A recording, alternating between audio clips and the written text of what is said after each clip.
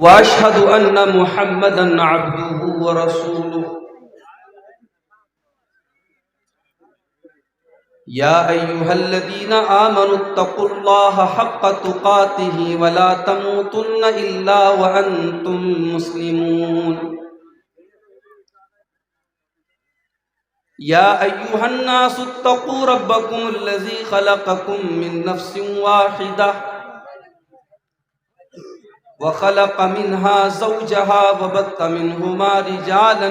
كثيرا ونساء واتقوا الله الذي تساءلون به والأرحام إن الله كان عليكم رقيبا يا أيها الذين آمنوا اتقوا الله وقولوا قولا سديدا يصلح لكم أعمالكم ويغفر لكم ذنوبكم ومن يطع الله ورسوله فقد فاز فوزا عظيما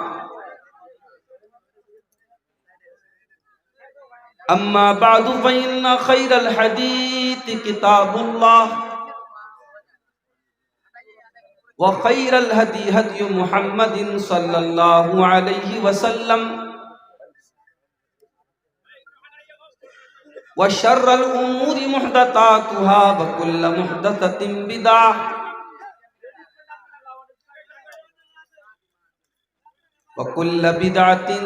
ضلالة وكل ضلالة في النار أعوذ بالله من الشيطان الرجيم بسم الله الرحمن الرحيم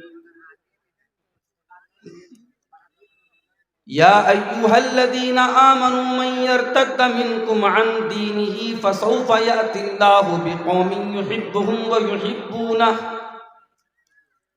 أذلة على المؤمنين أعزة على الكافرين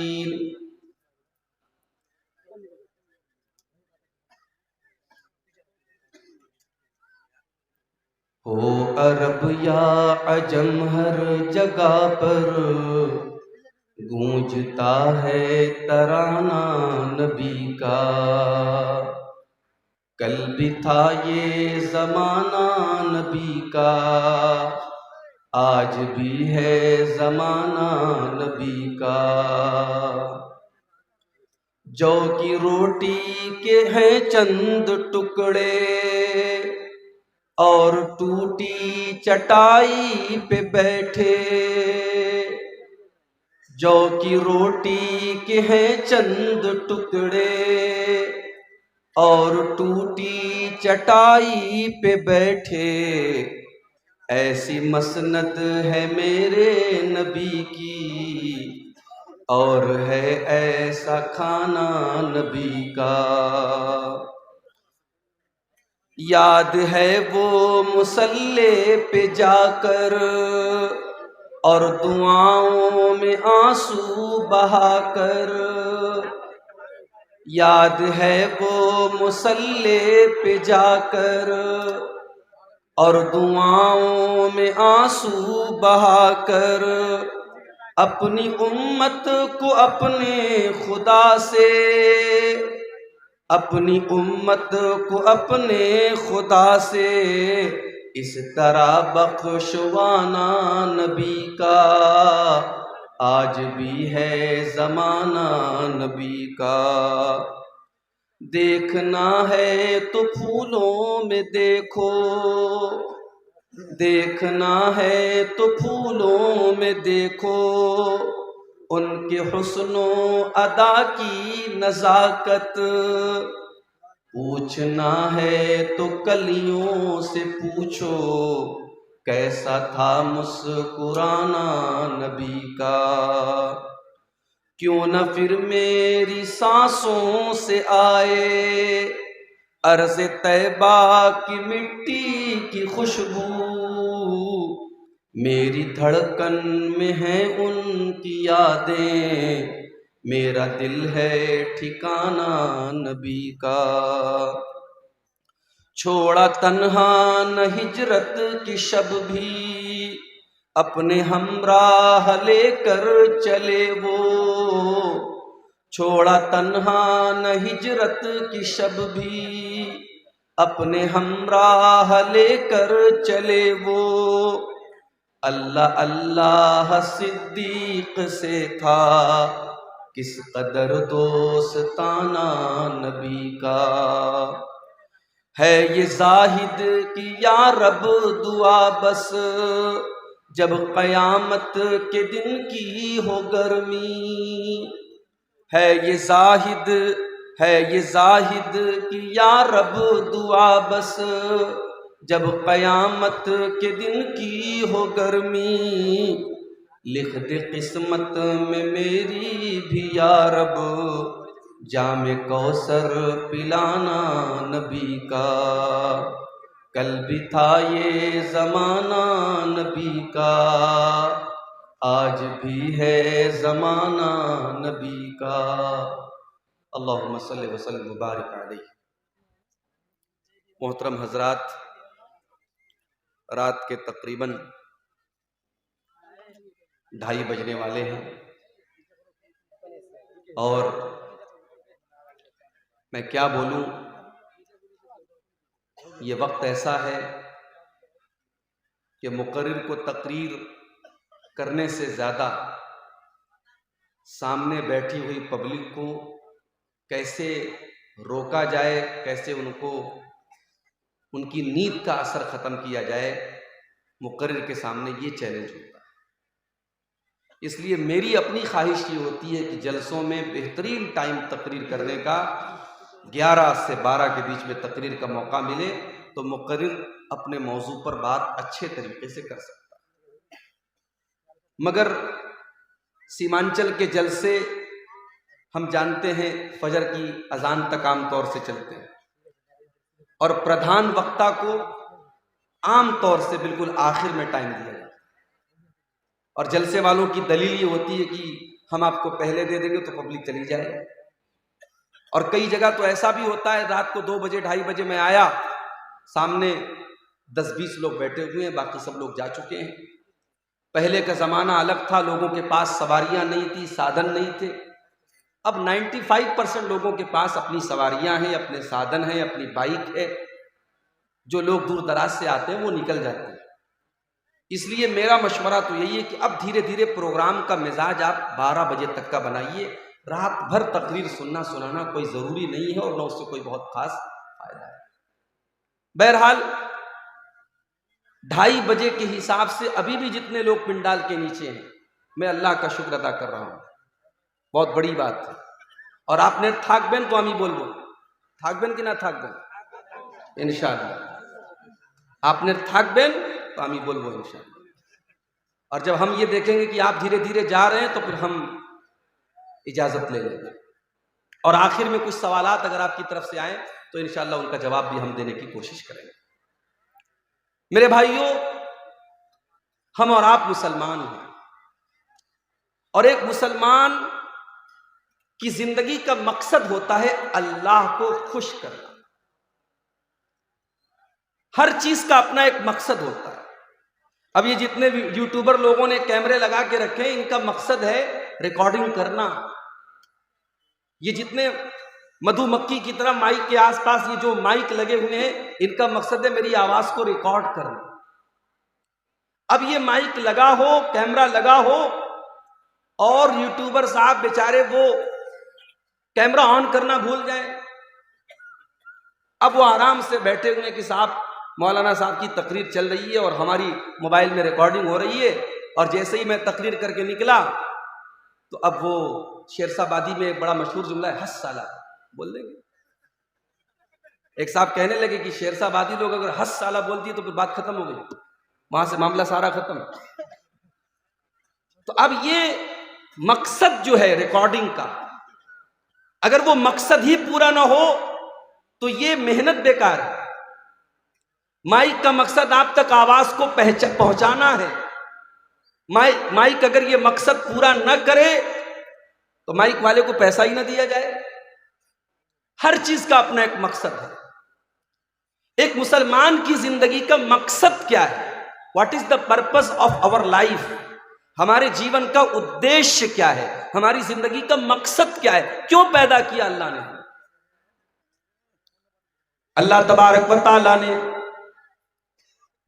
سورہ زاریات کے اندر قرآن کے 27ویں پارے میں اس سوال کا جواب دیا، وَمَا خَلَقْتُ الْإِنسَ وَالْجِنَّ إِلَّا لِيَعْبُدُونَ، میرے بندو ہم نے تم کو صرف اور صرف اپنی عبادت کے لیے پیدا کیا ہے۔ وَمَا خَلَقْتُ الْجِنَّ کیسے پہلے انس کی پہلے جن؟ پہلے جن۔ وَمَا خَلَقْتُ الْجِنَّ وَالْإِنسَ إِلَّا لِيَعْبُدُونَ، اے جنات اور اے انسانوں ہم نے تم کو اپنی عبادت کے لیے پیدا کیا ہے۔ اور قرآن کے 29ویں پارے میں اللہ تعالیٰ نے اس کو تھوڑا سا اور کھول دیا ہے، الذی خلق الموت والحیات لیبلوکم ایکم احسن عملا، میرے بندو ہم نے تمہارے جیون اور مرتیو کا جو نظام بنایا، تمہاری زندگی اور موت کا جو سسٹم بنایا، اس لیے بنایا ہم تمہاری پریچھا لینا چاہتے ہیں، ہم تمہارا امتحان لینا چاہتے ہیں، لیبلوکم ایکم احسن عملا، کہ تم میں کون اچھا عمل کرتا ہے، کون ایسا عمل کرتا ہے جو اللہ کو راضی کرنے والا، اللہ کو خوش کرنے والا ہے۔ تو ہمارا مقصد اللہ کو خوش کرنا ہے۔ ہم جب قربانی کرتے ہیں نا اپنے جانوروں کی، تو قربانی کے ٹائم ہم جو دعا پڑھتے ہیں، دعا میں ہم ایک بات کہتے ہیں، ان صلاتی و نسکی و محیای و مماتی للہ رب العالمین، بے شک میری نماز، میری قربانی، میرا جینا، میرا مرنا سب اللہ رب العالمین کے لیے ہے۔ تو ہماری زندگی اللہ کو راضی کرنے کے لیے، ہمیں سب سے زیادہ اگر کسی سے محبت ہونی چاہیے تو اللہ سے ہونی چاہیے۔ اگر ہم اللہ سے زیادہ محبت اپنی اولاد سے کرتے ہیں، اللہ سے زیادہ محبت اپنے مال سے کرتے ہیں، اللہ سے زیادہ محبت اپنے رشتہ داروں سے کرتے ہیں، اللہ سے زیادہ محبت اپنی شہرت اور عزت سے کرتے ہیں، میرے پیارے ساتھیوں یہ بھی اللہ کے ساتھ شرک کرنا ہے۔ قرآن کا دوسرا پارہ اٹھاؤ، اللہ فرماتا ہے وَمِنَ النَّاسِ مَن يَتَّخِذُ مِن دُونِ اللَّهِ أَندَادًا يُحِبُّونَهُمْ كَحُبِّ اللَّهِ، کچھ لوگ اللہ کا درجہ دوسروں کو دینے لگتے ہیں، اللہ کے برابر دوسروں کو ٹھہرانے لگتے ہیں۔ وَالَّذِينَ آمَنُوا أَشَدُّ حُبًّا لِلَّهِ، جبکہ ایک مومن، ایک ایمان والا سب سے زیادہ اگر کسی سے محبت کرتا ہے تو اللہ سے کرتا ہے۔ اور اگر ہم اللہ سے محبت نہیں کریں گے، اپنی زندگی کے مقصد کو پورا نہیں کریں گے، اللہ کے دین سے پلٹ جائیں گے، تو وہی ہوگا ہمارے ساتھ جو فلسطین میں ہو رہا۔ یہ اللہ کا قانون ہے۔ اللہ نے قرآن میں بتا دیا کہ اگر تم پھر جاؤ گے ہم بدل کے دوسری قوم کو لے آئیں گے۔ یا ایھا الذین آمنوا من یرتد منکم عن دینہ فسوف یأتی اللہ بقوم، اے ایمان والو اگر تم اللہ کے دین سے پلٹ جاؤ گے، اگر تم اللہ کے دین سے پیچھے ہو جاؤ گے، پھر جاؤ گے، اللہ تعالیٰ دوسری قوم کو لے آئے گا، اور ایسی قوم کو لائے گا یحبہم ویحبونہ، اللہ ان سے محبت کرے گا، وہ اللہ سے محبت کریں گے۔ اذلۃ علی المؤمنین، جو ایمان والوں کے لیے بڑے نرم ہوں گے، عزۃ علی الکافرین، اور کافروں کے لیے بڑے سخت ہوں گے۔ یجاہدون فی سبیل اللہ، اللہ ایسے لوگوں کو لائے گا جو اللہ کی راہ میں جہاد کریں گے، ولا یخافون لومۃ لائم، اور کسی کی پرواہ نہیں کریں گے، کسی سے ڈریں گے نہیں۔ اگر ہم اللہ سے محبت نہیں کریں گے، ہم پرواہ نہیں کریں گے کہ اللہ ہم سے خوش ہے کہ نہیں، اللہ ہم سے ناراض تو نہیں ہے، اگر ہم اس بات کی پرواہ کرنا بند کر دیں گے، اللہ دوسری قوم کو لے آئے گا اور اللہ ہمیں زمین سے مٹا دے گا۔ اور آج ہم کائنات میں یہ چیز میرے بھائیوں ہم دیکھ۔ تو آج کی تقریر کا میرا موضوع کیا ہے؟ وہ کون سی ایسی چیزیں ہیں جو اللہ کو پسند نہیں ہیں، جن کا نام لے کر کے اللہ نے کہا کہ یہ کام مت کرنا، یہ کام مجھے پسند نہیں ہے، میں یہ کام پسند نہیں کرتا، اگر یہ کرو گے تو میں ناراض ہو جاؤں گا۔ بھائی محبت کرتے ہو نا اللہ سے، اگر اللہ سے محبت کرتے ہو تو پھر پرواہ کرنی پڑے گی کہ اللہ کو کیا پسند ہے اور کیا ناپسند ہے۔ تو آج ہماری تقریر کا ٹاپک ہے اللہ کو کیا ناپسند ہے، تو سنیں گے انشاءاللہ، اور صرف سننا نہیں ہے، انشاءاللہ عمل بھی کرنا ہے۔ جتنی چیزیں بیان کی جائیں گی قرآن کی روشنی میں اور حدیث کی روشنی میں بیان کی جائیں گی، اور نمبر سے میں بیان کروں گا، اور مقصد یہ ہے کہ ان چیزوں سے ہم اپنے آپ کو بچائیں، جن چیزوں کا نام لے کر کے اللہ نے کہا کہ یہ چیز ہمیں پسند نہیں ہے۔ آئیے قرآن کا دوسرا پارہ کھولتے ہیں۔ اللہ فرماتا ہے وَقَاتِلُوا فِي سَبِيلِ اللَّهِ الَّذِينَ يُقَاتِلُونَكُمْ، اے ایمان والو تم ان سے جنگ کرو جو تم سے جنگ کرتے ہیں، تم ان سے لڑائی کرو جو تم سے لڑائی کرتے ہیں، وَلَا تَعْتَدُوا، اور دیکھو لڑائی کے میدان میں حد سے تجاوز نہ کرنا، اللہ کی بنائی ہوئی حد کو پار نہ کرنا، ان اللہ لا یحب المعتدین، اللہ تعالی حد پار کرنے والوں کو پسند نہیں کرتا۔ دنیا والوں نے ایک اصول بنایا ہے، کیا اصول ہے؟ Everything is fair in love and war, پیار میں اور جنگ میں سب جائز ہے۔ دیکھو آج جنگ میں کیا ہو رہا ہے، ایک طرف حماس نے حملہ کیا اسرائیل پر اور 400-500 لوگوں کو مارا، میڈیا کی رپورٹس نے بتایا بچے بھی مرے، عورتیں بھی مرے، اسلام کے اکارڈنگ غلط ہے بچوں کو مارنا، عورتوں کو مارنا، جو جنگ کے میدان میں نہیں آیا، جو لڑ نہیں رہا ہے اس کو نہیں مار سکتے۔ اگر حماس کے حملے میں بچے مرے ہم کنڈیم کرتے ہیں، اگر حماس کے حملے میں بے قصور مرے ہم مذمت کرتے ہیں، ہم نندا کرتے ہیں اس کی، مگر بدلے میں کیا ہوا؟ 500 کے بدلے میں 7000 لوگ اب تک مارے جا چکے، میڈیا کی رپورٹ میں پورا شہر غازہ تباہ ہو چکا ہے، ہاسپٹلوں کے اوپر بمباری ہو رہی ہے، چھوٹے چھوٹے معصوم بچے مر رہے ہیں، اور دنیا کے کانوں پر کوئی فرق نہیں پڑا۔ تو میرے بھائی یہ جنگ ہے، جنگ میں لوگ کہتے ہیں سب جائز ہے، بچے مرے جائز ہے، عورتیں مرے جائز ہے۔ میرے نبی نے کیا فرمایا؟ میرے نبی جب جنگ کے میدان میں اپنے صحابہ کو بھیجتے ہیں تو کیا فرماتے ہیں؟ اغزو بسم اللہ، جاؤ اللہ کا نام لے کر کے لڑو، وقاتلوا فی سبیل اللہ، اور جاؤ تم اللہ کے راستے میں جا کر کے لڑو، ولا تقتلوا ولیدا، کسی بچے کو قتل نہ کرنا، ولا تقتلوا شیخا فانیا، کوئی ایسا بوڑھا انسان ہے جو جنگ کے میدان میں لڑ نہیں رہا ہے، جو میدان جنگ سے کنارے ہے، اس کو خبردار قتل نہ کرنا، ولا تغلوا، جنگ کے میدان میں بھی کسی کے ساتھ خیانت مت کرنا، کسی کے ساتھ دھوکہ مت کرنا، کسی کے ساتھ فراڈ مت کرنا، ولا تقطعوا شجرۃ، کسی